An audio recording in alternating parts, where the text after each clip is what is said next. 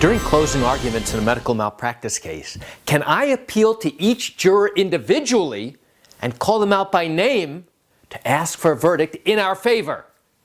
You want to know the answer? Come join me for a moment as I share with you some terrific information. Hi, I'm Gerry Oginski. I'm a New York medical malpractice and personal injury attorney. The answer most likely is no. I cannot do that by calling them out by name. Hey, Mrs. Jones, I know you heard all this testimony, and I know you're going to give us a verdict in our favor. Hey, Mr. Gold, you know that this witness lied, don't you? And now I want you to pay careful attention to my opponent and what they had to say. And guess what? Based upon all that evidence, I know you're going to give us a verdict in our favor.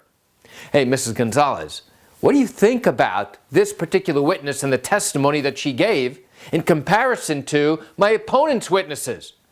Don't you think we stand a better chance? Don't you think we are slightly more likely right than wrong than what we are claiming is true?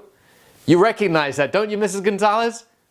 It's not really appropriate. In fact, in more than 30 years of handling these types of cases, I don't know of a single attorney who has called out a juror by name. It's not really done.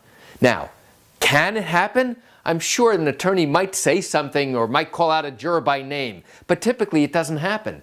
And we're not typically going to appeal to each juror individually. You'll find that some attorneys actually get jurors to make certain promises at the very beginning of the case. Mrs. Jones, do you promise not to put the doctor on a pedestal when you hear this testimony? Now, what does that mean? It means that the doctor can do no wrong. Do you promise to keep an open mind, and simply because this doctor has an MD after his name doesn't necessarily mean you put him on a pedestal and that he can do no wrong? You made that promise to me during jury selection, didn't you? In all likelihood, I will tell the jurors about their promises that they made during jury selection and ask them to keep their word as they go ahead and go into the jury room to now decide whether we are slightly more likely right than wrong, as they go ahead and answer the individual questions that the judge is going to give them in just a few moments in order to reach their verdict. So why do I share this quick information with you? I share it with you just to give you a real insight into what happens in these cases, in these medical malpractice trials here in New York.